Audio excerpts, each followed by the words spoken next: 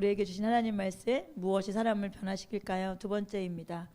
오늘로 이 말씀은 마무리가 될 텐데요. 무엇이 사람을 변화시킬까요? 골로새서 1장 1절부터 8절까지 말씀을 본문 말씀으로 삼고 골로새 교회 가운데 사도 바울이 변화되어 있는 그들을 보고 감사하고 칭찬하고, 그런데 어떻게 그들은 자라고 그들은 계속 열매 맺고 있는데 무엇이 그들을 자라게 했는가, 무엇이 그들을 열매 맺게 하는가 살펴보니, 변하고 싶은 마음으로, 자라고 싶은 마음으로, 열매 맺고 싶은 마음으로 무엇이 그것을 자라게 했는가, 가능하게 했는가 살펴보니 그것이 바로 복음이었다. 진리의 말씀, 복음이었다. 이렇게 이야기하고 있었죠. 자, 우리 먼저 1절부터 8절까지 같이 함께 본문 말씀 읽어보도록 하겠습니다. 하나님의 뜻으로 그리스도 예수의 사도가 된 나 바울과 형제인 디모데가 골로새에 있는 성도들 곧 그리스도 안에 있는 신실한 형제 자매들에게 이 편지를 씁니다. 우리 아버지 하나님께서 내려주시는 은혜와 평화가 여러분의 있기를 빕니다.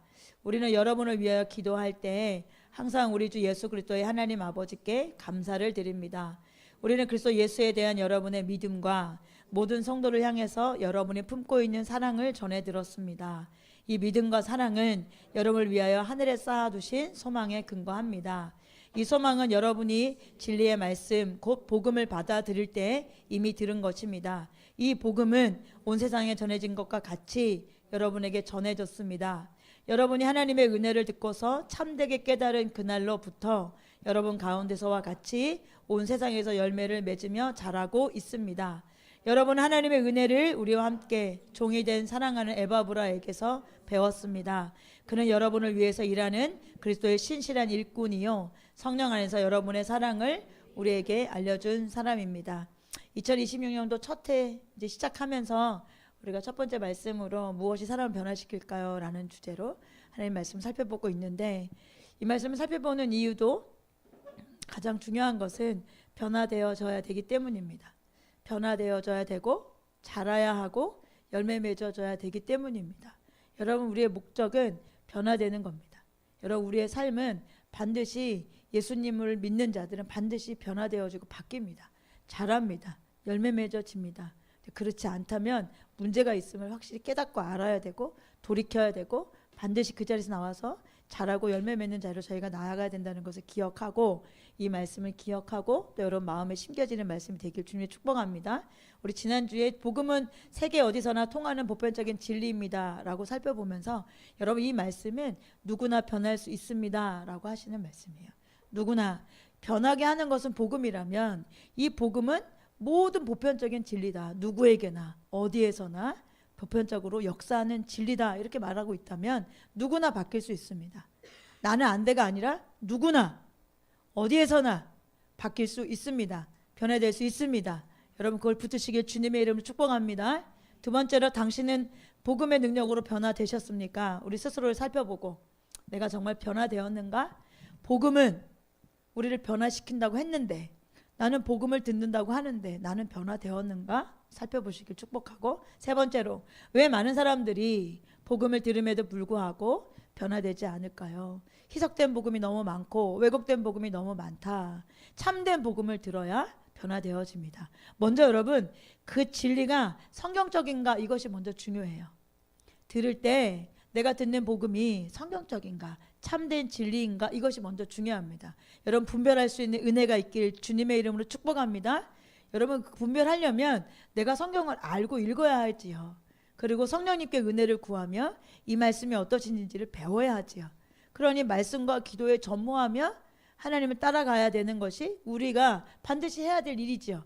그래야 먼저는 이게 진리가 맞는가, 이것이 합당한 말씀인가, 이게 성경적인가를 알 수 있지요. 그러고 나면 그 진리를 들으면, 참된 진리를 들으면 반드시 여러분 변화될 수 있습니다. 먼저 참된 진리인가를 확인하십시오. 성경적인가를 확인하시고 그것을 우리가 분별할 수 있기를 바랍니다. 네 번째로, 무엇이 그러면 사람을 변화시키는가? 그것은 참된 복음, 진리의 말씀이다. 그러면 무엇이 진리의 말씀일까? 여러분, 한마디로 복음이지요. 참된 진리의 말씀, 복음입니다. 그런데 이 복음을 더 구체적으로 나타내는 말씀이 뭐냐면 하나님의 은혜입니다. 성경은 진리를, 복음을 하나님의 은혜의 말씀이다 이렇게 말씀하시거든요. 그러니까 율법이 아니에요. 우리의 노력, 우리의 사고, 우리의 어떠함이 아닙니다. 은혜가 사람을 변화시킵니다. 여러분, 은혜가 사람을 변화시켜요. 사람을 변화시키는 건 복음입니다. 참된 진리, 복음입니다. 그런데 성경은 이 복음을 하나님의 은혜의 말씀이다 이렇게 말해요. 하나님의 은혜다, 하나님께서 주신 선물이다 이렇게 말하죠. 구원도 선물이고 성령님도 선물이고 선물이다 이렇게 말하면서 은혜다라고 말하고 있어요. 고린도전서 15장 10절 한번 읽어볼까요? 그러나 나는 하나님의 은혜를 오늘의 내가 되었습니다. 나에게 베풀어 주신 하나님의 은혜는 헛되지 않았습니다. 나는 사도들 가운데 어느 누구보다 더 열심히 일하였습니다. 그러나 이렇게 한 것은 내가 아니라 나와 함께 하신 하나님의 은혜입니다. 지금 사도 바울이 내가 이렇게 변한 것은, 내가 이렇게 잘한 것은, 내가 이렇게 열매 맺는 것은 다 뭐다? 하나님의 은혜입니다. 하나님의 은혜로 된 것입니다 라고 말하죠. 사도행전 20장 24절에 보면 복음에 대해서 이렇게 말해요. 그러나 내가 나의 달려갈 길 다 달리고 주 예수께 받은 사명 곧 하나님의 은혜의 복음. 사도 바울이 앞에서 고린도 15장에 내가 이렇게 변화된 것, 내가 이렇게 바뀐 것은 다 하나님의 은혜입니다. 그런데 사도행전 20장에는 사도 바울이 그 은혜를 뭐라고 그래요? 복음입니다 이렇게 말해요. 이 하나님의 은혜의 복음을 내가 증언하는 일을 다 하기만 하면 내가 내 목숨이 조금도 아깝지 않습니다. 그러니 복음과 하나님의 은혜는 같은 뜻을 가진 말이라고 여러분들 이해하실 수 있겠죠. 바울이 복음을 이렇게 부른 이유가 있어요. 복음은 그 내용이 은혜를 담고 있기 때문이에요. 복음은 하나님의 은혜를 담고 있어요. 복음은 하나님의 은혜를 깨닫게 해주고 복음은 공급해 주지요. 그래서 복음이 제공하는 은혜는 두 가지 면이 있다는 걸 여러분 기억하셔야 돼요. 여러분 25년도 3월 달에 은혜의 두 얼굴이라고 하는 주제로 설교를 두 편을 저희가 나눴던 것 같아요. 여러분 이번 주에 꼭 그 설교를 다시 한번 들어보기를 권합니다. 이 말씀에 한 번 더 나눴던 말씀이기 때문에 여기서 구체적으로 다 이 부분을 나누지 않을 거예요. 그러니 여러분 기억나지 않고 또 다시 한번 들어봐야 되겠다 이런 마음을 가지시게 된다면 꼭 들어보시길 축복합니다. 네, 그때에도 제가 오늘 입은 이 조끼를 입고 설교를 했습니다. 그러니 언제지? 잘 모르겠거든. 그 사진에 이 조끼를 입고 나오거든. 그건가 하고 살펴보시면 됩니다. 제가 계획을 하고 입고 나온 건 아닌데 네, 오늘 살펴보니 그때 언제 했지? 하고 날짜를 여러분에 알려드리려고 오늘 막 찾아봤더니 네, 조끼를 입고 있더라고요. 그래서 그렇구나. 그래서 네, 한번 들어보시길. 조끼 입은 거 확인만 하지 마시고 네, 내용이 어떠신지를 확인하고 네, 다시 마음에 새기셨으면 좋겠습니다. 여러분 은혜는 두 가지 면이 다 있어요. 근데 은혜는 두 가지다. 이게 아는 거 정말 중요해요. 왜냐하면 은혜의 단면만을 강조하고 단면만을 이해하기 때문이에요. 우리가 변하기 위해서는 하나님의 은혜를 깨달아야 됩니다. 참되게 은혜를 깨달아야 됩니다라고 말할 때 많은 사람들이 어떻게 이해하냐면 맞아요. 그럴 때 맞아요 라고 동의할 때는 주로 어떤 은혜의 측면을 말하는 거냐면 십자가에서 이루신 하나님의 그 구원의 구속된 은혜, 우리를 구원하신 그 은혜, 칭의하신 그 은혜에 대한 그것의 면을 우리는 이해하고 또 십자가에서 이룬 일에 대해서 우리가 동의하잖아요. 그래서 하나님께서 말씀하신 하나님께서 이루신 그 복음 우리가 그것을 이해해야 합니다. 은혜를 우리가 깨달아야 됩니다. 참되게 깨달아야 됩니다 라고 얘기하면 주로 한쪽 면만 우리가 생각하고 또 은혜를 받죠. 아멘. 아멘. 그렇습니다. 이렇게만 생각해요.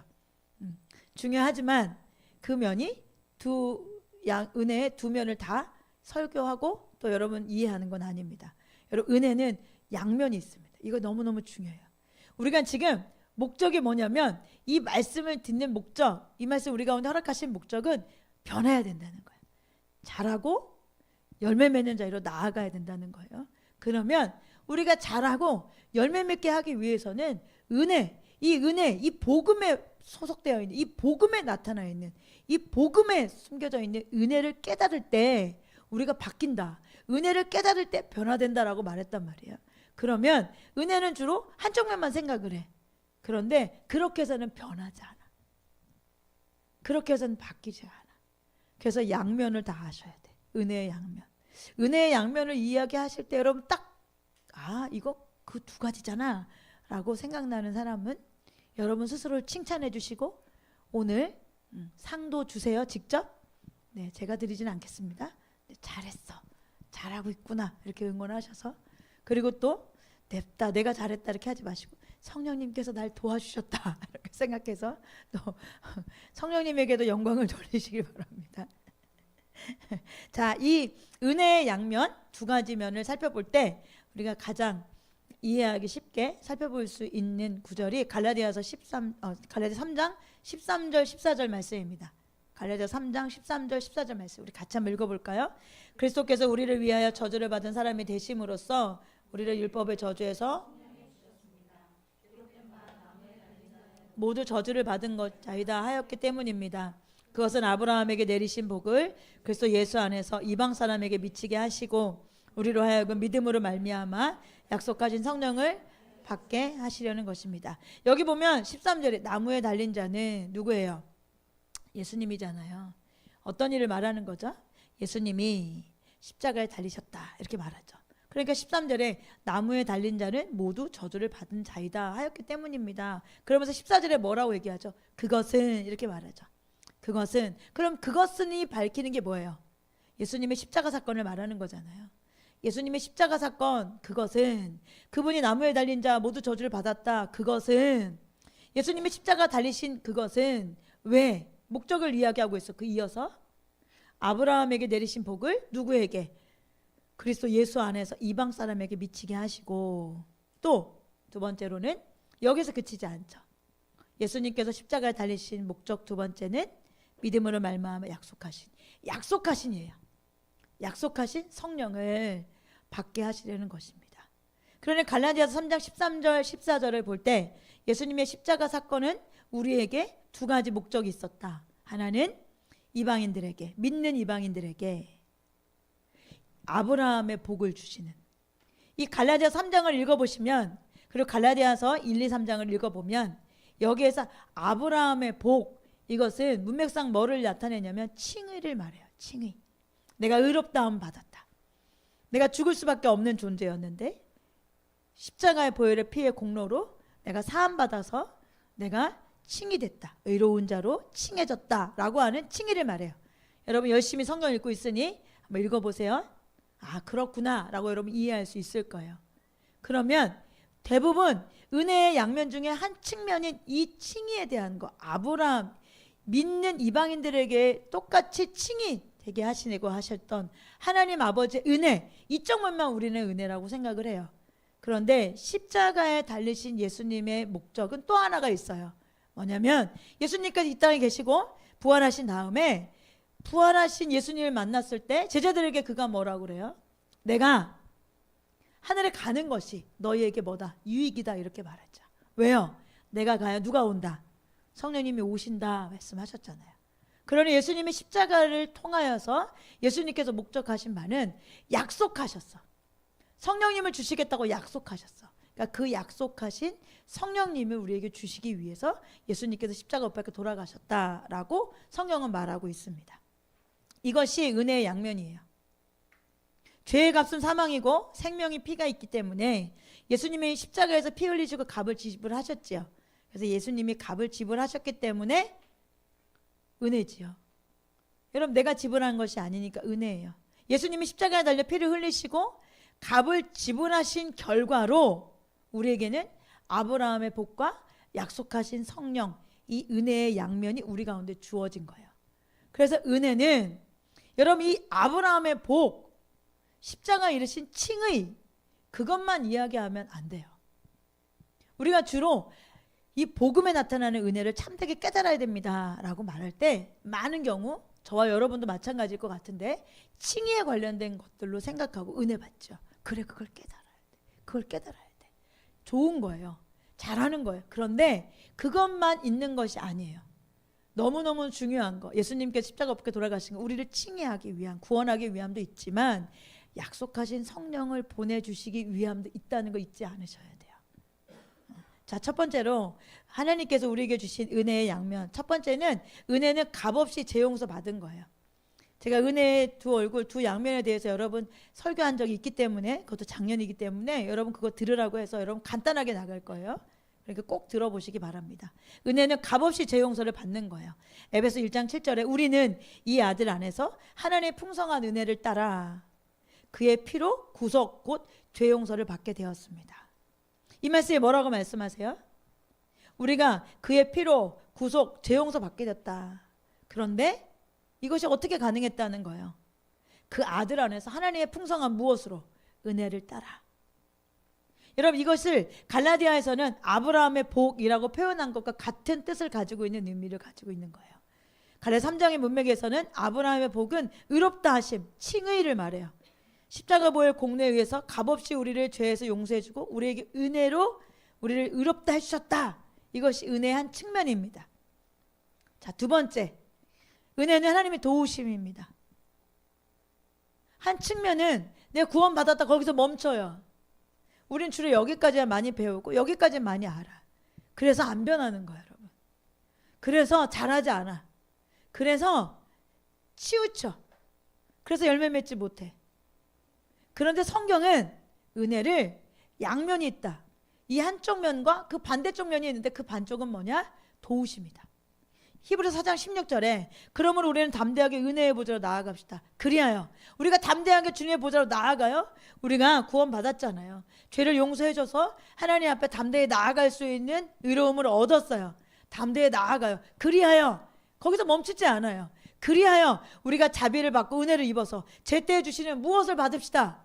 도움이 필요한 사람들이에요. 우리는 잘하는 데는 도움이 필요해. 여러분 열매 맺는 데는 도움이 필요해. 그래서 돕는 자 누구를 보내주신 거예요? 파라클레토스라고 하는 돕는 자인 성령님을 우리 가운데 보내주신 거예요. 여러분 값없이 주어지는 제사함만 은혜가 아니에요. 값없이 주어지는 성령님의 도움도 복음이 우리 가운데 제공하시는 놀라운 은혜의 한 측면입니다.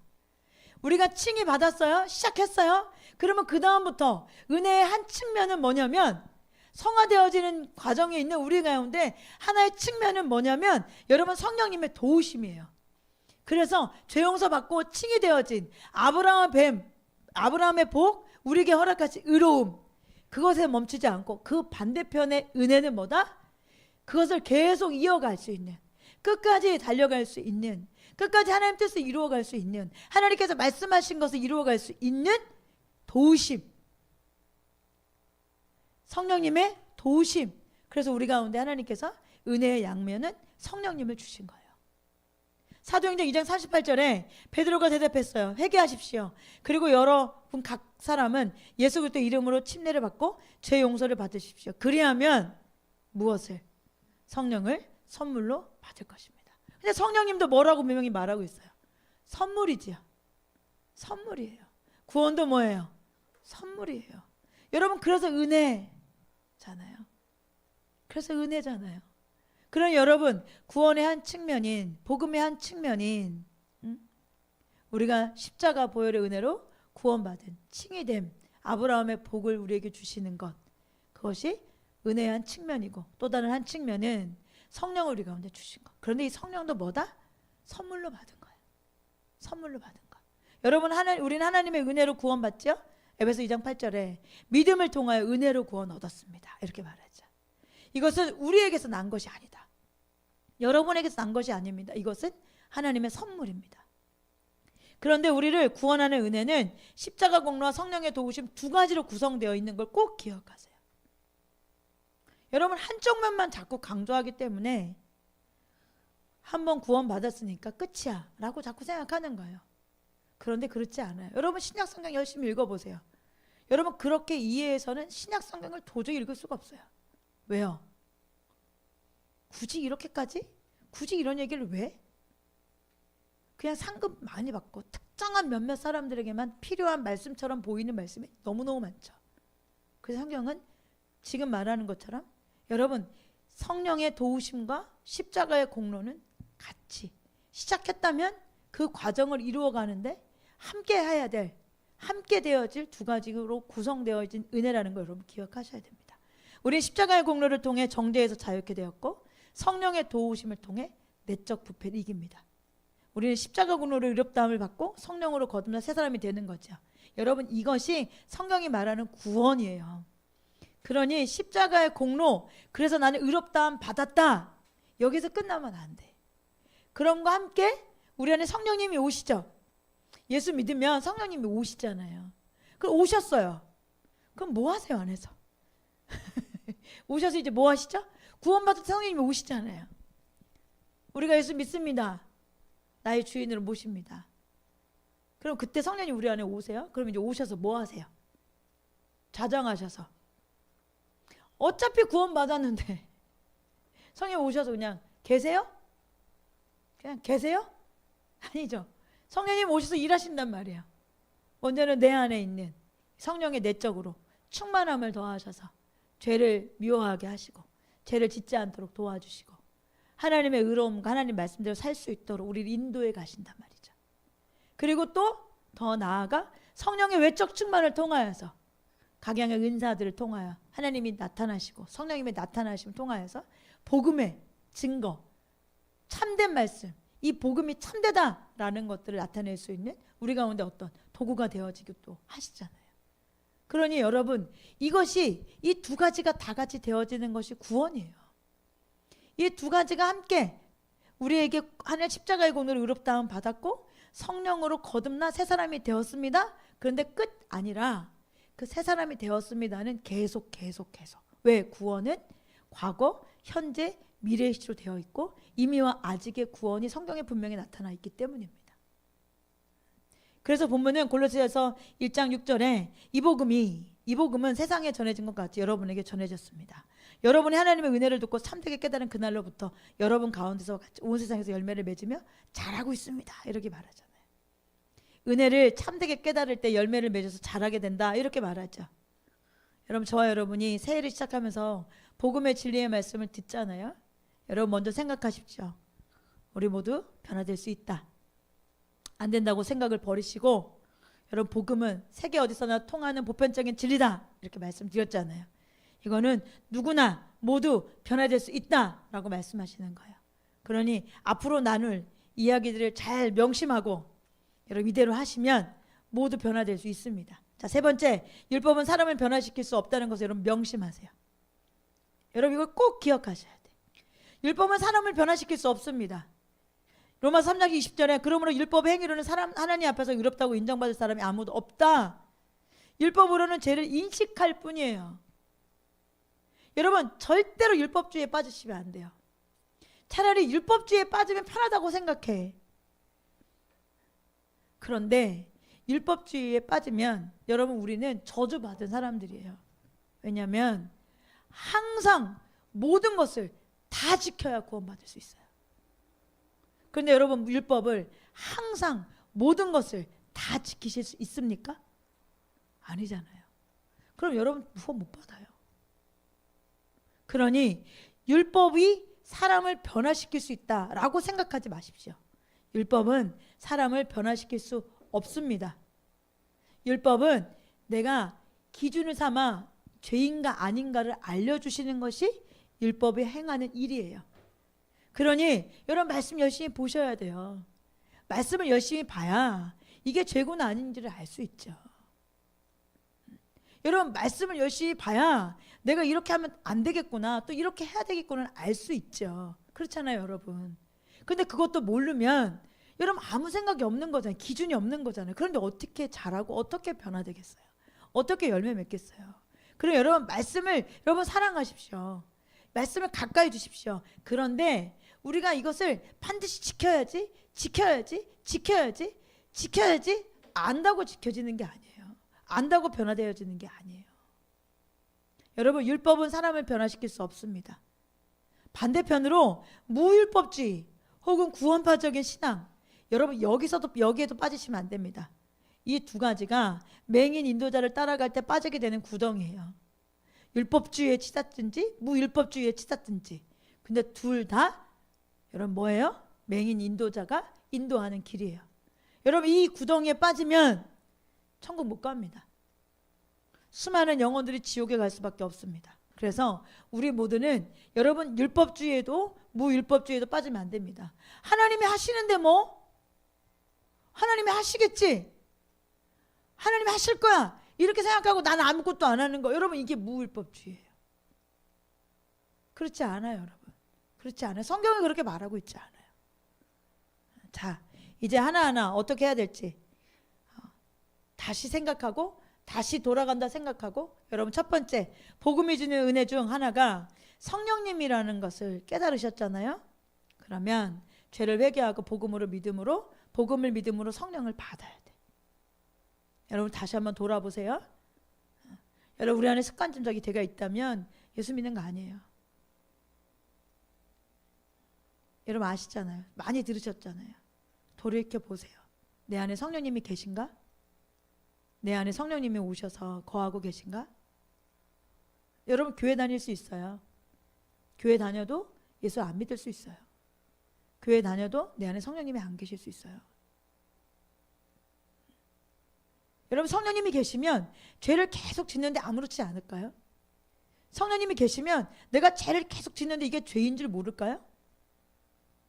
이것이 계속된다면 이 사람은 하나님 떠난 거예요. 그래서 습관적인 죄를 짓는 사람들은 천국 못 가요. 죄를 지을 수는 있지요. 그렇지만 그것이 죄인 줄 압니다. 성령님이 계신 사람들은. 죄를 지을 수 있지요. 내가 죄를 짓고 나면 그것이 회개해야 될 것인지 압니다. 돌이키게 되고 고통스럽고 알게 됩니다. 그래서 하나님 앞에 회개하게 되죠. 그런데 그렇지 않고 죄를 계속 짓는데 죄인 줄 모르고 그냥 눈먼 사람들처럼 구덩이에 빠져있는데 구덩이에 빠져있는 줄 모르고 산다면 여러분 이건 다시 복음 앞에 서야 되는 때입니다. 습관적인 죄를 갖고 있다면 여러분 복음이 없는 거예요. 우리 안에. 여러분 심각하게 생각하시죠. 어렸을 때부터 교회 다녔다? 이게 중요한 게 아니라니까요. 성경은 너가 몇 해 동안 교회 다녔다? 그렇게 말하지 않잖아요. 너희가 아브라함의 자손이라고? 야, 그런 말 하지도 마. 내가 저 돌들로도 아브라함을 나를 찬양하고 저 돌들로도 내가 뭐든지 할 수 있어. 그게 중요한 게 아니야. 분명히 하나님께서 말씀하시잖아요. 어렸을 때부터 다녔다? 아니에요. 지금 우리가 하나님 앞에 어떤 존재로 살아가고 있는가? 내가 작년보다 내가 성장하고 잘하고 있는가? 내가 그 10년 전보다 내가 10년 전에 지었던 죄를 여전히 죄인 줄도 모르고 여전히 그 자리에 머물러 있다면 여러분 다시 생각해 보셔야 된다고요. 사도행전 2장 37절에 39절 이렇게 말해요. 사람들이 이 말을 듣고 마음에 찔려서 형제들이여 우리가 어떻게 하면 좋겠습니까? 하고 베드로와 다른 사도들에게 말하였습니다. 베드로가 대답하였다. 회개하십시오. 그리고 여러분 각 사람은 예수 그리스도 이름으로 침례를 받고 죄 용서를 받으십시오. 그리하면 성령을 선물로 받을 것입니다. 이 약속은 38절의 약속이에요. 회개하면 죄 용서 받고 거기서 끝나지 않아요. 무엇을 주신다? 성령님을 선물로 주신다. 이 약속은 여러분과 여러분 자녀와 또 멀리 떨어져 있는 모든 사람, 곧 우리 주 하나님께서 부르시는 모든 사람에게 주신 거예요. 그러니 모든 사람이 이렇게만 하면 성령을 받는다 안 받는다? 받는다. 근데 첫 번째가 뭐예요? 회개하시는 거. 회개. 죄를 회개하고 복음을 믿으면 성령이 임합니다. 성령이 내 안에 내주하시는, 거하시는 거예요. 여러분 이것은 기도 많이 한다고 되는 것도 아니고 회개로 되는 겁니다. 그리고 복음 진리는 믿음으로 되는 겁니다. 여러분 복음은 은혜를 제공해요. 복음이 제공하는 은혜는 의롭다한 거, 성령의 약속이라는 거 살펴보셨죠? 따라서 복음을 제대로 이해하고 믿으면 우리 안에 성령님이 계시는 건 당연하잖아요. 성령님이 우리를 회개하고 복음을 제대로 깨닫고 믿으면 반드시 임해요. 그리고 이 성령님이 우리에게 새 생명을 주고 새 사람이 되게 하는 거예요. 그러니 먼저 우리 안에 성령님이 계신가 확인하십시오. 내 마음에 성령님이 내주하시는가 여러분 확인하셔야 됩니다. 여러분 성령님을 의식하세요? 성령님이 나를 이끌어 가세요? 성령님이 내게 말씀하세요? 성령님이 나의 죄를 알게 하세요? 책망하세요? 의로움으로 이끌어 가세요? 구원이 어디 있는지 깨닫게 하세요? 여러분 성령님이 하시는 일이잖아요. 그런데 어떤 자들에게 회개하고 죄를 용서받고 예수 그리스도 믿는 복음에 믿으면 그 사람에게 누구에게나 모두에게나 성령을 선물로 주시겠다고 약속하셨어요. 하나님의 약속을 지키십니다. 여러분 저와 여러분의 성령님이 내주하고 계셔야 되는 거예요. 성령님이 내주한 자들이 천국 백성이에요. 지금 현재 성령님이 내주하고 계신가요?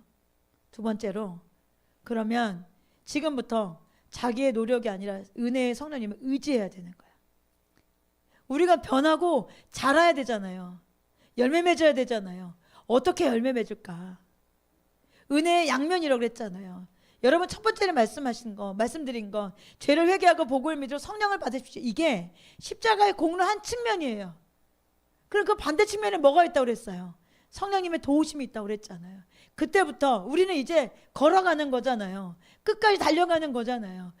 하나님께서 말씀하신 그 궁극적인 구원을 위해서 끝까지 달려가야 되잖아요. 그럴 때 진짜 중요한 게 뭐예요? 성령님을 의지하는 거예요. 성령님을 의지하는 거예요. 여러분 내 노력으로, 내 교만으로, 내 생각으로, 여러분 이게 악한 거예요. 이게 악한 거. 여러분 이게 죄야. 여러분 죄의 뿌리가 뭐예요? 죄의 뿌리는 자기중심적인 게 죄예요. 내가 주인 된 것이 죄예요. 기준이 내가 된 것이 죄예요. 여러분 내 기준에, 내 생각에, 내 마음에 여러분 이때부터가 죄를 낳기 시작하는 거예요. 우리는 성령님의 의지하고 성령님 뜻을 따라가는 거죠. 이제 성령님을 의지하고 살아가는 거, 이게 진짜 중요한 거죠. 로마서 8장 7절부터 9절 한번 읽어볼까요? 육신에 속한 생각은 하나님께 품은 적대감입니다. 그것은 하나님의 법을 따르지 않으면 또 복종할 수 없습니다. 육신의 매인 사람은 하나님을 기쁘게 해드릴 수 없습니다. 그러나 하나님의 영이 여러분 안에 살아 계시면 여러분은 육신 안에 있지 않고 성령 안에 있습니다. 누구든지 그리스도의 영이 없으면 그리스도의 사람이 아닙니다. 로마서 8장 7절에 두 종류의 사람이 있다 이렇게 말하죠. 육신에 속한 사람이 있고 하나님의 영이 있는 사람이 있다. 두 종류의 사람이 있다. 여러분 육신에 속한 사람은 아무리 몸부림쳐도 하나님을 기쁘시게 할 수 있다 없다? 없어. 육신의 매인 사람은 하나님을 기쁘게 해드릴 수가 없습니다. 여러분 하나님을 기쁘게 해드릴 수 없다. 그럼 하나님께서 가장 싫어하는 게 뭐예요? 죄잖아요. 죄. 왜 하나님이 제일 싫어해요? 죄를 지으면 하나님과 단절된단 말이에요. 그러니 하나님께서 우리와 함께 하기를 원하시는데, 하나님 우리와 함께 하는 걸 너무 원하시는데, 우리 편에서는 죄를 계속 지어. 그럼 하나님과 단절되는데, 내 안에 성령님이 안 계시면 단절돼도 괜찮아. 꺼리낌도 없고 힘들지도 않고 단절된 줄도 몰라. 그냥 내 안에 성령님이 내주하고 계시면 죄 짓고 나서 하나님과 단절되면 너무 고통스러워. 그리고 지금 단절된 상태인지를 알아. 깨닫게 하시기 때문에. 그래서 그 어떤 것보다 하나님의 관계를 회복하고 싶은 것이 첫 번째가 되어진다고요. 그러니 육신에 속한 사람은 하나님을 기쁘게 해드릴 수가 없어. 왜? 죄를 심상히 여기거든. 죄 짓는 건 아무렇지도 않게 생각해. 그러니까 죄를 지으면서 죄인 줄도 몰라. 그러니 하나님께서 어떻게 그렇게 생각하는 사람을 기쁘시게 여길 수 있겠어요? 그런데 이어서 이렇게 말하잖아요. 그러나 육신에 속한 사람은 하나님 기쁘게 할 수 없지만 하나님을 기쁘게 해드릴 수 있는 사람들이 있다. 그러나 하나님의 영이 여러분 안에 살아 계신다면, 믿는 자들 안에는 성령님이 계시잖아요. 그 여러분이 참되게 믿는 자라면 여러분은 육신 안에 있지 않고 어디에 속한 사람이다? 성령 안에 있는 사람입니다. 누구든지 이 그리스도의 영, 성령님이 안 계시면 하나님의 사람이 아니래. 그리스도의 사람이 아닙니다. 여러분 그리스도의 사람이 아닌데 천국 갑니까? 여러분 은혜의 양측면의 한 측면인 성령님, 도와주시는 성령님, 이 은혜, 여러분 이것을 모른다는 건 여러분 굉장히 위험하다는 거예요. 왜요?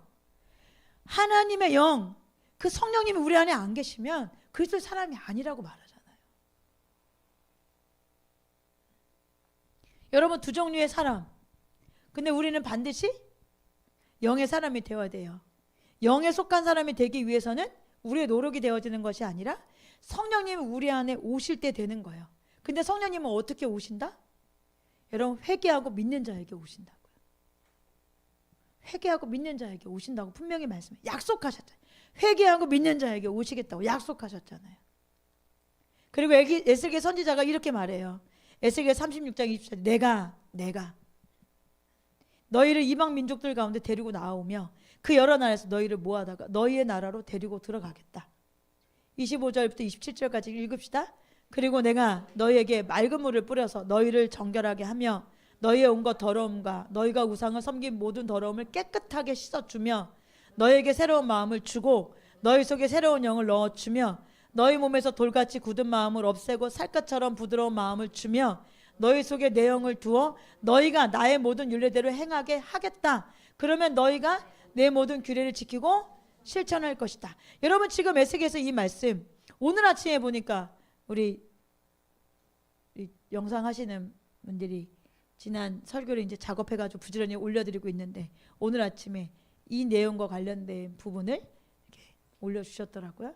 제가 아침에 그걸 다 들으면서 하나님께서 참 우리에게 선하시게 말씀으로 이끌어 가시고 또 귀한 말씀들 깨닫게 하시는구나 이런 생각이 들어서 너무 감사했어요. 그것도 들어보세요. 네. 뭐 열심히 들으세요. 여러분 뭐 이것도 보고 저것도 보고 이것도 듣고 저것도 듣고 시간이 없다 생각하지만 사실 많잖아요. 그렇죠? 따져보면 일하는 시간 또 자는 시간 빼고 나도 우리에게 사실 시간 참 많아요. 그러니까 바쁘다 이렇게 생각하는 사단의 유혹에 빠지지 말고 진짜 분주할 수도 있겠지만 사단의 유혹에 빠지지 말고 시간을 철저하게 잘 나눠보면 내가 얼마나 잠을 많이 자는지 내가 얼마나 다른 것으로 시간을 많이 뺏기는지 우리가 알 수 있잖아요. 그렇죠? 여러분 자다가 죽을 거예요?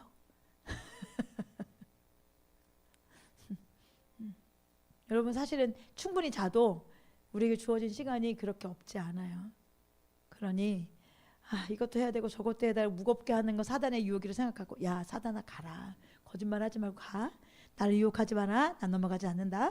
이렇게 생각하고 오고 가고 출퇴근한 시간에도 여러분 듣고 보고 또 쉬실 때도 듣고 보고 여러분 자꾸 가까이에 말씀을 두고 이해할 수 있도록 하나님 저에게 지혜의 말씀의 은사를 지식의 말씀을 더 부어주십시오. 그리고 하나님 볼 수 있도록 들을 수 있도록 깨닫는 마음을 우리 모두 가운데 허락해 주십시오. 그래서 자꾸 은혜를 구하면서 하나님 말씀을 사모하세요. 오늘 이 에스겔 36장 24절부터 27절까지 말씀이 우리 새 언약에 대한 말씀이잖아요. 근데 여러분 새 언약 복음 이 복음은 주체가 누구예요? 내가 이렇게 시작해요. 내가 첫 단어가 내가예요. 인간이 할 수 없다. 내가 시작할게. 내가 할 수 있게 해줄게. 그것이 바로 말씀대로 행하는 거예요. 하나님은 성령을 우리 안에 두심으로써 우리 안에 성령님이 왜 내주하실까? 여러분 이해하셔야 되잖아요. 성령님 오셔서 뭐 하셔? 그냥 여러분 안에 계신 성령님은 오셔서 뭐 하세요? 뭐 하세요? 그냥 가만히 계세요. 성령님 다 제가 하겠습니다. 성령님 제가 다 앞서서 하고 다 챙겨서 하고 제가 골똘히 생각해서 해보겠습니다. 여러분 그러세요? 아니면 성령님 이거 어떻게 해요? 성령님 이거 도와주세요.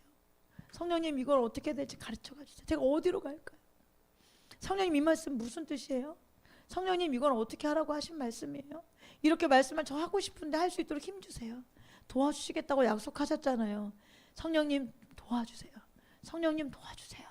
이렇게 매일 우리와 교제하고 소통하고 우리의 인도자가 되어주고 때로는 상담가가 되어주시고 우리를 인도하시고 도와주시고 여러분 그런 분으로 성령님이 여러분 안에 계세요?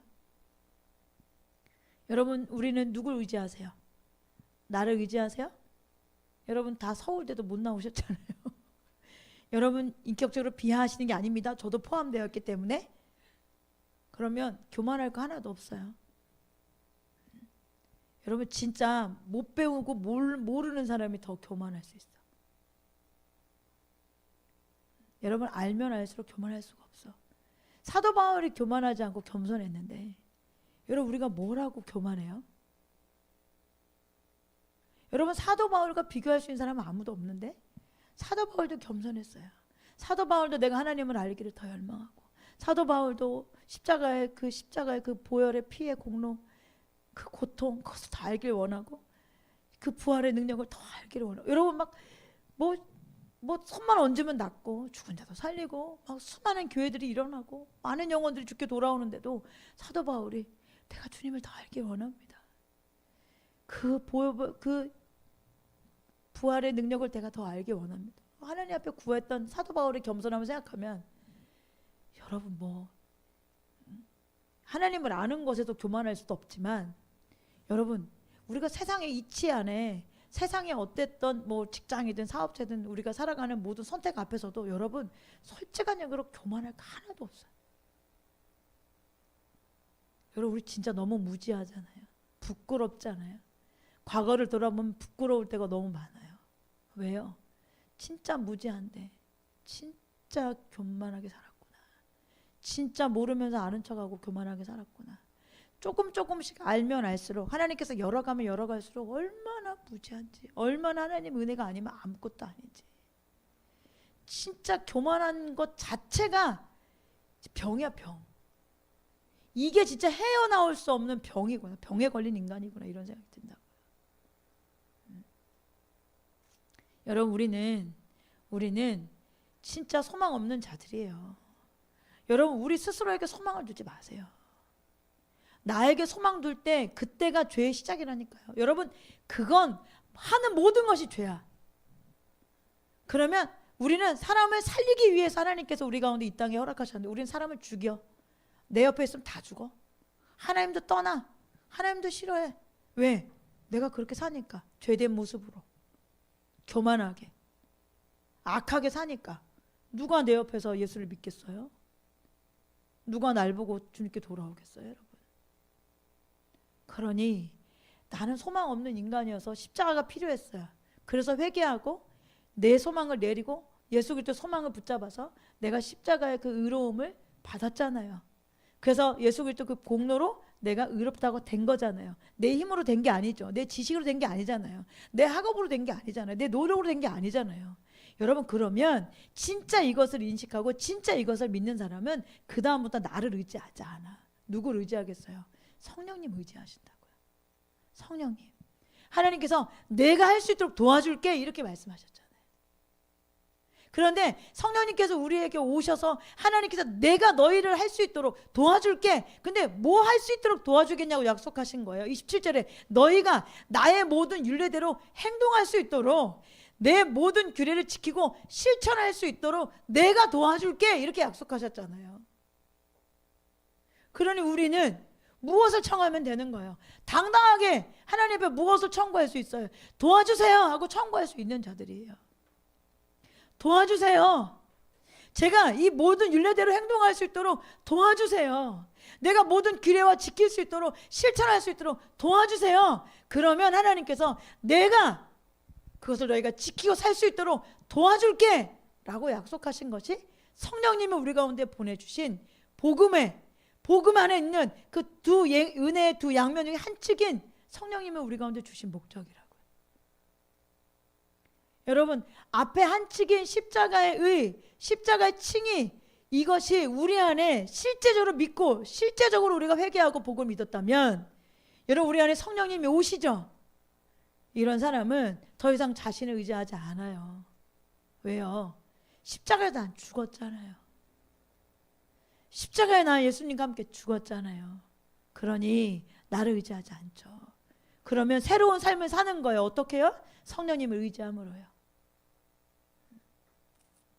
여러분 하나님은 성령 우리 안에 두심으로 이 일을 하시는 거예요. 이것을 우리에게 제안하고 약속하는 것이 바로 복음이에요. 새 언약 줄게 이게 복음이잖아요. 내가 너에게 새 언약 줄게. 근데 그 새 언약은 내가 너희를 돕는 거야. 그러니 너희가 하나님 말씀대로 살고 율례 지키고 규례 지킬 수 있도록 내가 도와줄게. 그리고 우리 편에서는 성령님을 의지한다는 게 뭐예요? 주님 도와주세요. 약속하셨잖아요. 주님 할 수 있도록 힘주세요. 도와주세요 하고 성령님을 의지하고 성령님 찾는 거예요. 여러분 우리 저와 여러분이 절대로 자기 힘을 의지하지 말고 성령님을 의지하는 저와 여러분 되어지길 주님을 축복합니다. 여러분 성령님을 의지할 때 변해요. 성령님을 의지할 때 잘하고 열매 맺게 되는 거예요. 세 번째, 여러분 성령을 자기를 부인하고 날마다 성령을 쫓아 행하십시오. 로마서 8장 4절에 그것은 육신을 따라 살지 않고 성령을 따라 사는 우리가 율법이 요구하는 바를 이루게 하시려는 것입니다. 이렇게 말씀하시죠.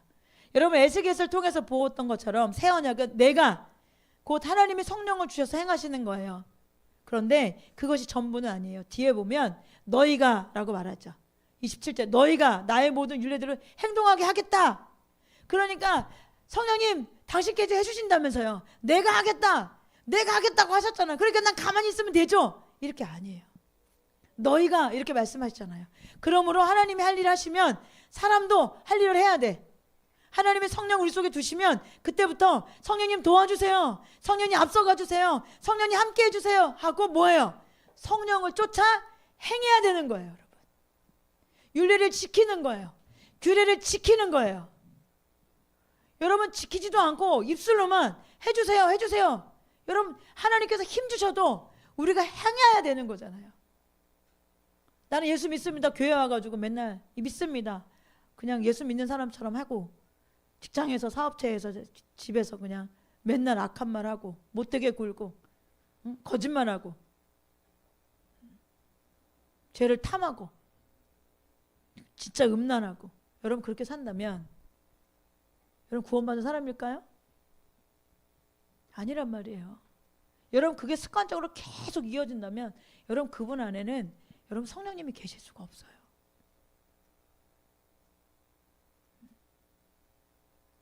여러분 우리가 잘하고 변화되어지는 건 성령님을 의지하고 성령님을 의지하면 성령님이 우리에게 힘 주세요. 규례를 지킬 수 있도록 도와주세요. 율례를 지킬 수 있도록 도와주세요. 그럼 우리가 뭐 해야 돼요? 순종해야 돼. 지키는 거예요. 행하는 거예요. 따라 순종하는 거예요. 로마서 8장 이렇게 나와요. 그러므로 그리스도 예수 안에 있는 사람들은 정죄를 받지 않습니다. 그것은 그리스도 예수 안에 생명을 누리게 하는 성령의 법이 당신을 죄와 죽음의 법에서 해방하여 주었기 때문입니다. 육신으로 말미암아 율법이 미약해져서 해낼 수 없었던 그 일을 하나님께서 해결하셨어요. 곧 하나님께서는 자기의 아들을 죄된 육신을 지닌 모습으로 보내셔서 죄를 없애시려고 그 육신에다 죄의 선고를 내리셨어요. 그것은 육신을 따라 살지 않고 여러분 이 앞에 이 1절부터 3절까지 말씀이 뭐예요? 은혜의 한 측면인 십자가를 통한 구원의 은혜, 우리를 칭의하신 그 은혜잖아요. 그런데 이 은혜의 한 측면인 그 다음 그것은 십자가에 돌아가신 그것은 우리를 죄에서 자유케 하신 그것은 육신에다 죄의 선고를 내리신 그것은 육신을 따라 살지 않고 그러니까 3절까지만 우리에게 주어진 것이 아니라 우리는 4절도 우리에게 주어진 복음이라고요, 여러분. 그것은 우리를 육신을 따라 살지 않고 성령을 따라 사는 우리가 율법이 요구하는 바를 무엇하려고 이루게 하시려는 것입니다. 여러분 성경은 절대로 구원받았습니다, 예수 믿었으니까 나 끝입니다 라고 말씀하지 않습니다. 그래서 은혜는 양면이라는 것이 중요한 거예요.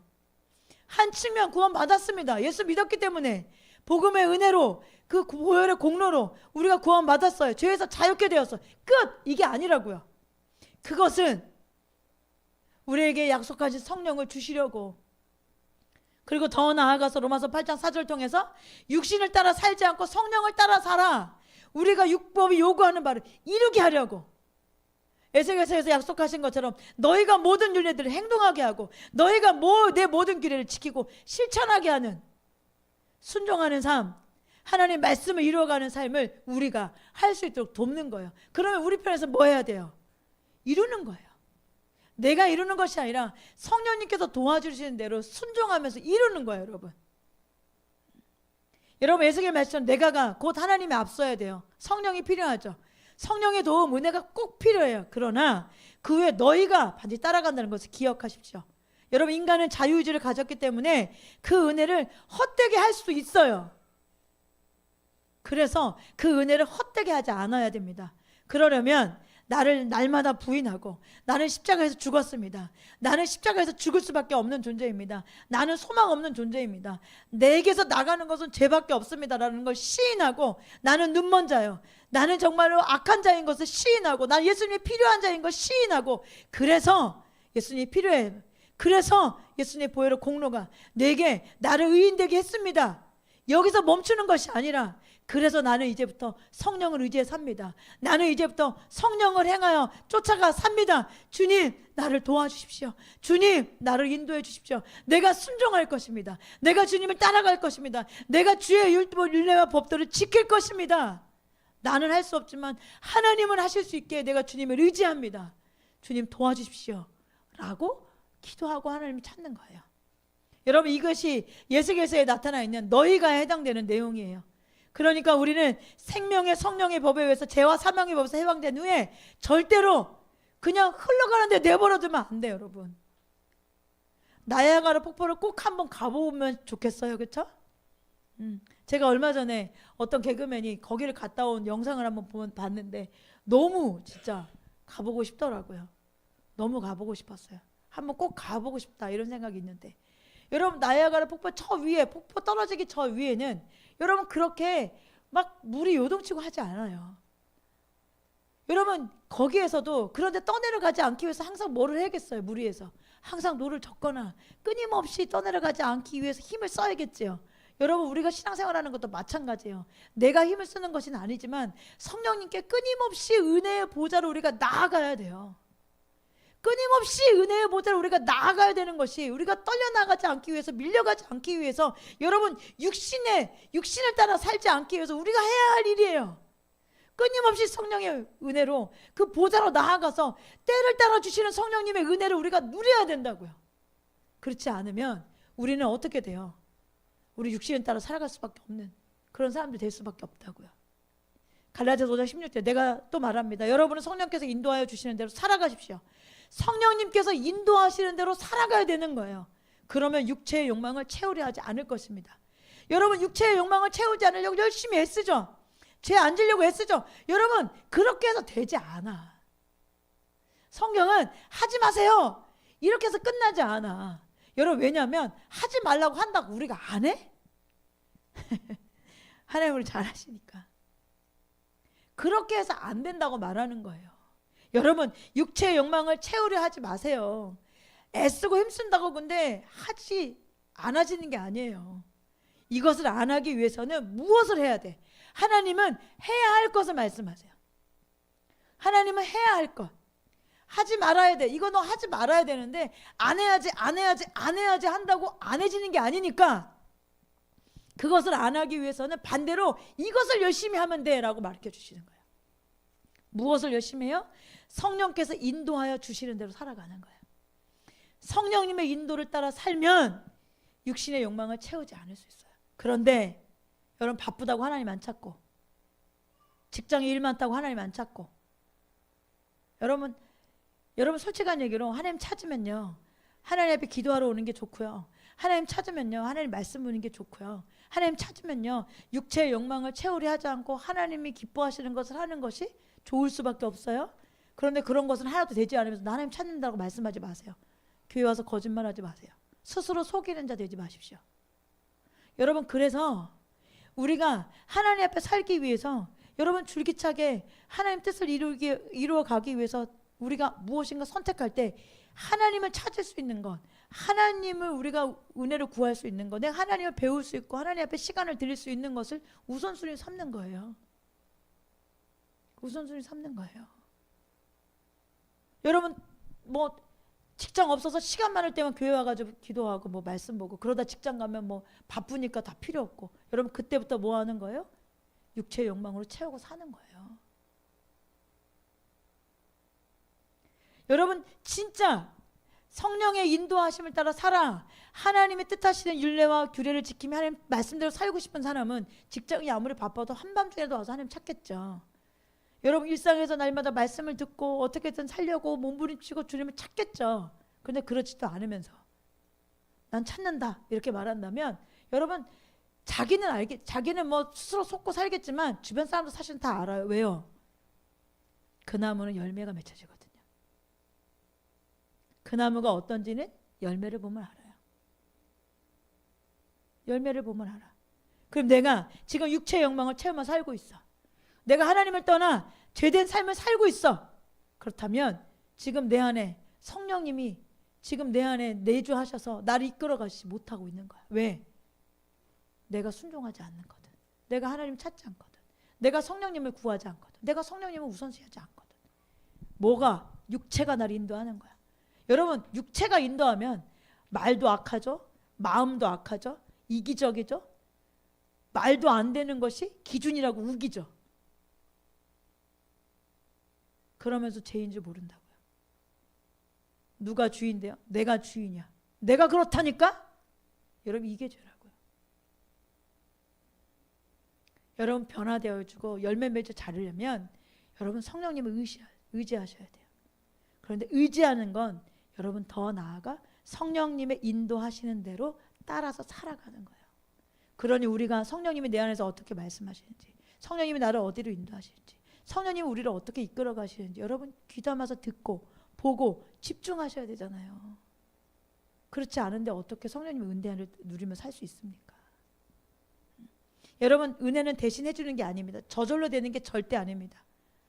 은혜는 본래 돕는 것이에요. 그렇기 때문에 도와주는 거지 그냥 될 거야 이렇게 말씀하시는 게 아니잖아요. 내가 너 도와줄게. 뭐예요? 내가 저 밑에 떨어진 사람들을 딱 잡았어. 못 올라와. 계속 올라오고 싶은데 도와주세요. 나 좀 올려주세요. 그럼 위에 있는 사람이 그래 도와줄게. 그리고 위에서 그 사람이 밑에 내려가가지고 그 사람 아무것도 안 하고 이렇게 받쳐서 완전히 올려주는 거예요? 아니죠. 손을 뻗으면 그 손을 잡고 같이 뭐 하는 거야? 도와주세요. 손 뻗은 사람이 손 잡은 사람과 함께 힘을 내서 올라와야 되는 거죠. 여러분, 성령님은 해주시는 분이 아니에요. 성령님은 저절로 대신해 주는 분이 아니에요. 절대 그런 분이 아니에요. 파라클레토스는 돕는 자예요. 내 편에서 해야 될 일이 있어요, 여러분.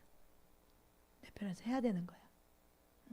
그렇기 때문에 회개하고 복음 믿고 성령을 받으니 반드시 성령님을 의지하고 성령을 쫓아 행해야 됩니다. 그러면 하나님의 은혜를 의지해서 우리가 노력해야 되는 자리에 있어야 된다는 것. 그래서 기억하십시오. 근데 이건 내 노력이라고 생각하면 안 돼. 하나님의 은혜를 따라 하나님의 인도하심을 따라 가는 거죠. 여러분 보세요. 최근에도 어떤 지체랑 내가 이런저런 얘기를 하다가 하나님께서 분명히 인도해 가시는데 진짜 말을 안 들어. 그렇게 좀 해라. 왜 그렇게 인도해 가시는데 왜 그렇게 안 따라가냐.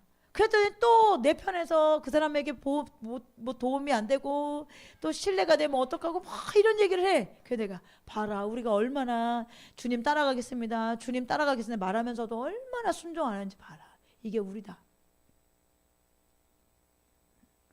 여러분 그러면서 내 편에서 내 육신을 위해서 얼마나 열심히 해? 남들에게 피해 안 주려고 하는 거, 내 이름을 높이는 거, 그거는 뭐 막 피 흘려가면서도 하잖아. 어지럼증이 와도 하잖아.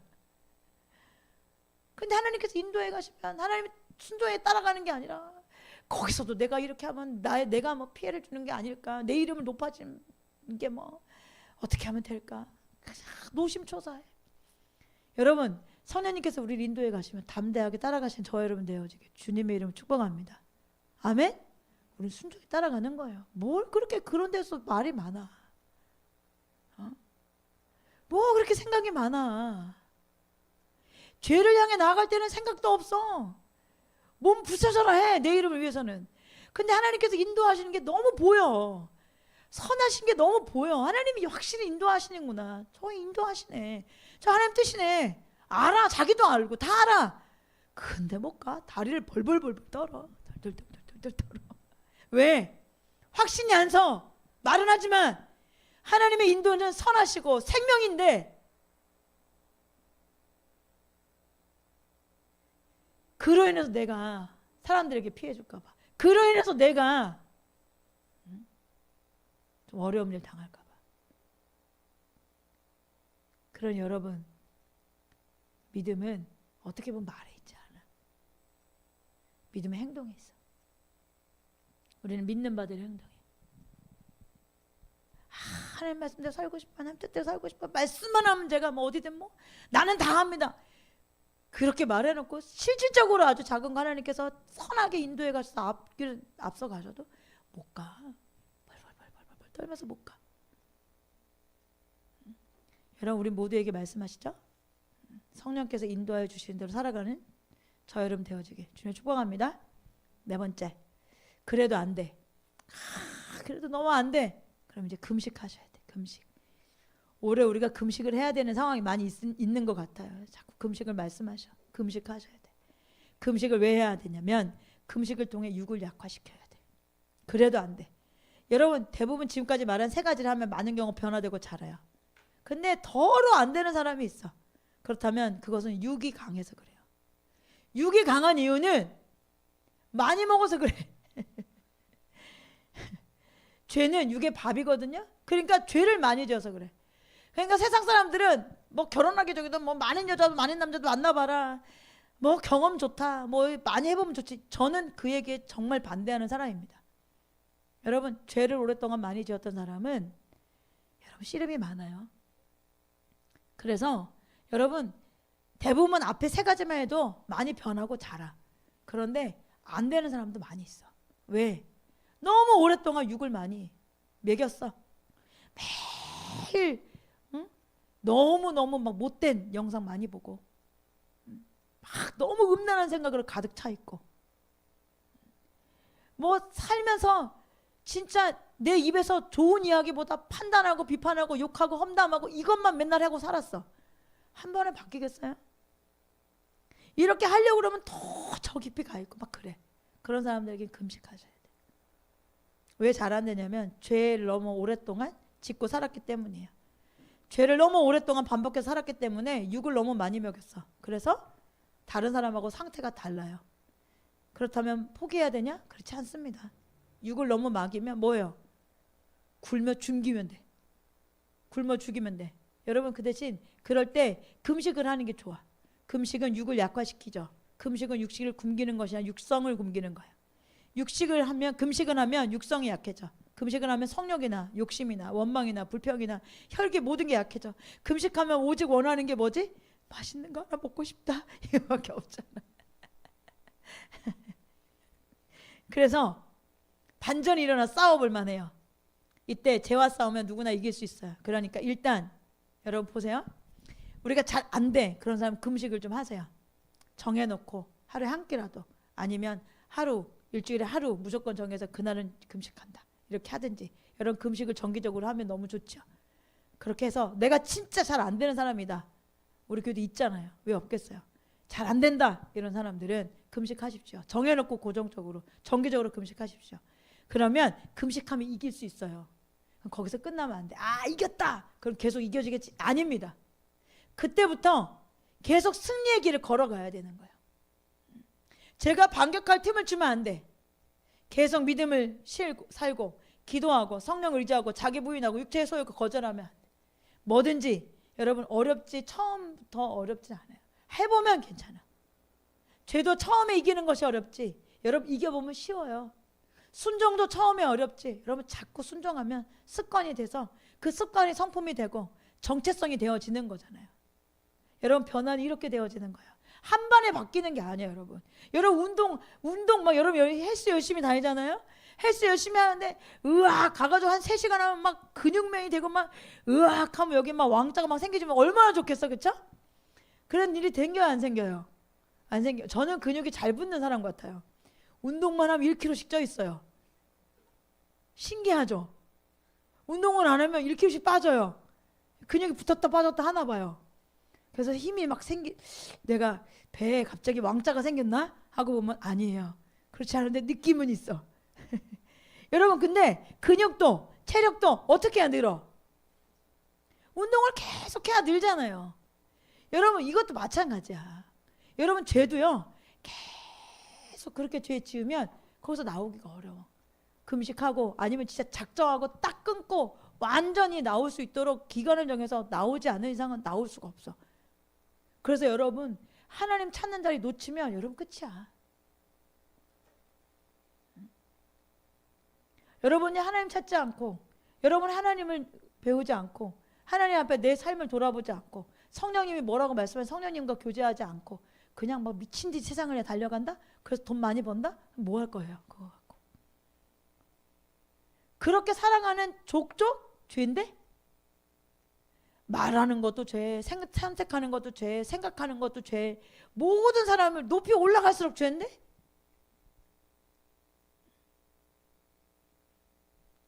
여러분 우리 이음학원이 생기기 전에 처음에 이은학원 원장님이 중등 아이들, 고등 아이들, 초등부 말고 위에 아이들 하고 싶어 했어요. 그런데 학원은 중고등부 아이들을 하려면 토요일, 주일 못 쉬어요. 주일 꼭 학원 열어야 되잖아요. 출근해야 되잖아요. 그런데 토요일, 주일 하나님 섬기겠다고 중등, 고등 안 했다고요. 친구들이 대치동에 있는데 얼마든지 할 수 있는 능력이 되는데 그래서 처음에 학원을 할 때 초등 한 거예요. 초등은 토요일 주일 잘 안 하니까. 왜요? 내가 하나님을 찾고 교회를 섬기고 교회 중심적인 삶을 놓치지 않기 위해서 내가 그렇게 하나님 앞에 내어드린 거예요. 헌신한 거예요. 여러분, 그것이 우선순위가 되면 하나님께서는 그 인생을 이끌어 가시죠. 그래서 결국 제일 잘하는 중등하잖아요. 그런데 중등하면서 내가 원장이니까 내가 주일을 안 하면 돼. 여러분, 우리는 조급해해. 내가 이거니까 나 이렇게 해야지 이렇게 생각해. 그렇지 않아요. 여러분, 진짜 중요한 게 뭐예요? 내 영혼이 중요하잖아요. 여러분, 우리 진짜 이렇게 살다가 여러분 죽으면 끝이잖아요. 그래, 진짜 중요한 게 영혼이잖아요. 그럼 여러분 그 영혼을 어떻게 내가 하나님 앞에 살고 어떻게 이 영혼을 내가 지금 어떤 상태에 있는지 내가 정말로 관리하는, 이게 진짜 중요한 거 아니에요? 깨어 있어야 되는 게 이게 진짜 중요한 거 아니에요? 여러분, 직장 다니는데 이 구조가 하나님 찾지 못하는 구조라면 여러분 그만두세요. 왜 그거 하면서 하나님 찾지 못하면서 왜 거기에 종노릇하고 사세요?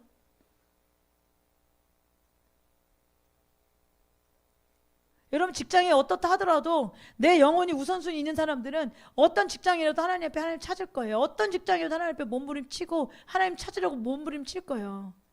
그런데 나는 그 정도의 힘이 없어. 그냥 휩쓸려 가. 그렇다면 그 직장 누릴 수 있는 복은 나한테 없는 거예요. 둘 중에 하나야. 내 영혼을 잃든지 육적인 삶을 살든지.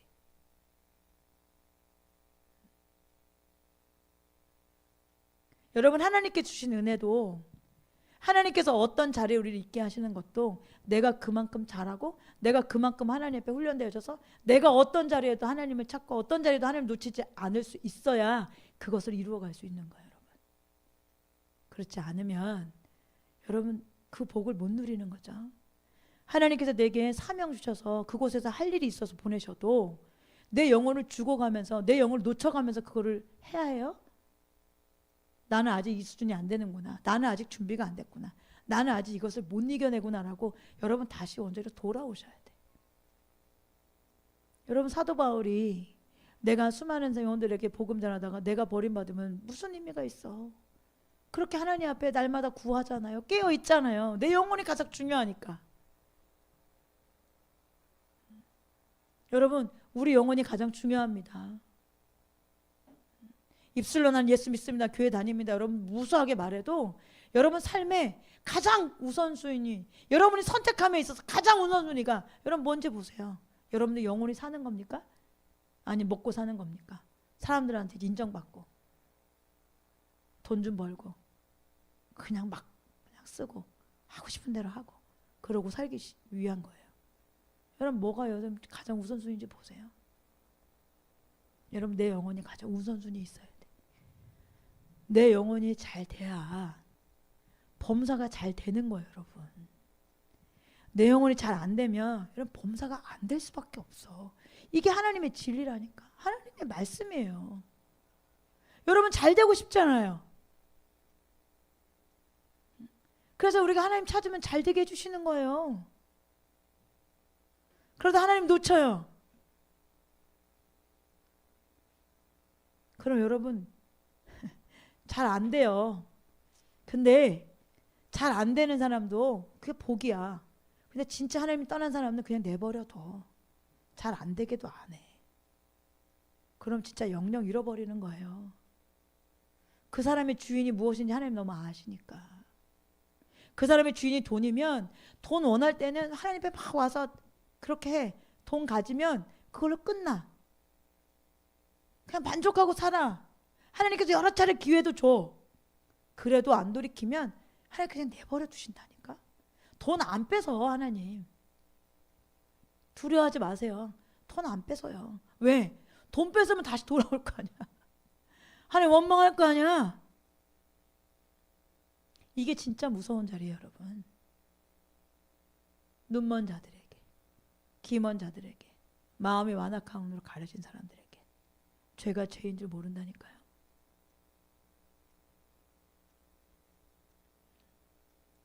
여러분 우리가 흔들려서 무너져서 어떤 상황이 어려운 가운데 있어서 내가 하나님을 다시 찾고 내가 하나님 앞에 다시 돌아올 수 있고 내 안에 성령님을 다시 회복하고 성령님과 교제하고 성령님께 귀 기울이고 성령 따라 행할 수 있도록 우리를 인도하신다면 그것이 우리 눈에 힘들고 어려운 일처럼 보여도 그건 복입니다.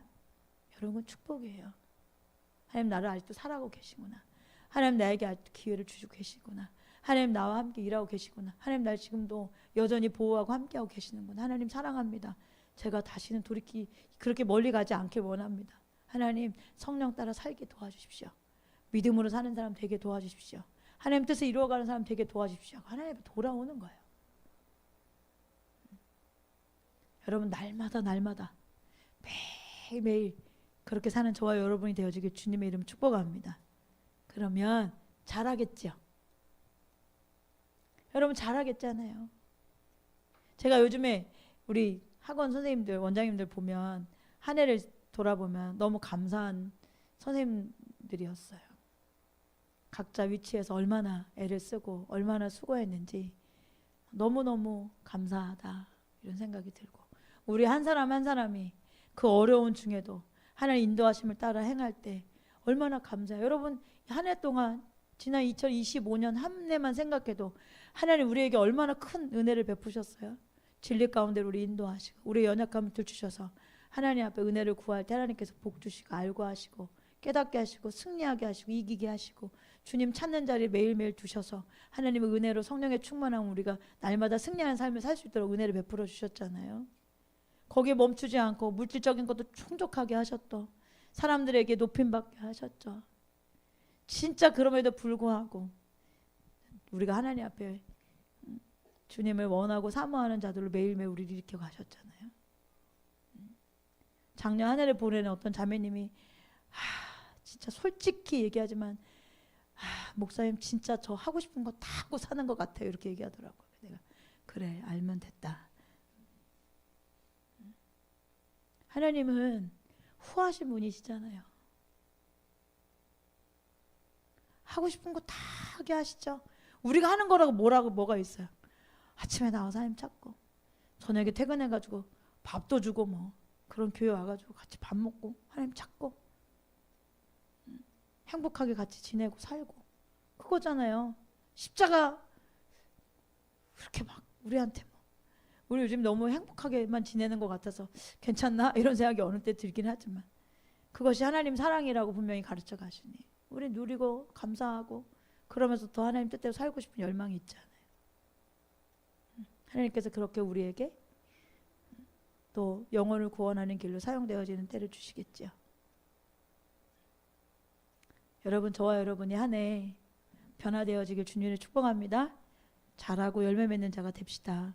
그것은 복음으로 되어 참된 진리의 말씀으로 되어 근데 그 복음 안에는 은혜가 있어요. 은혜의 내용이 담겨져 있어요. 근데 은혜는 두 양면이에요. 십자가를 통한 구원 그리고 또 하나는 우리를 도와주시겠다고 보내주신 성령님의 인도하심.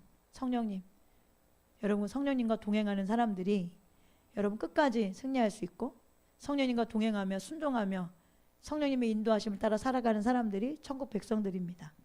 저와 여러분 모두가 이 경기를 완주하는 그래서 반드시 궁극적인 구원을 이루어가는 저와 여러분 모두가 되어주길 주님의 축복합니다. 아멘.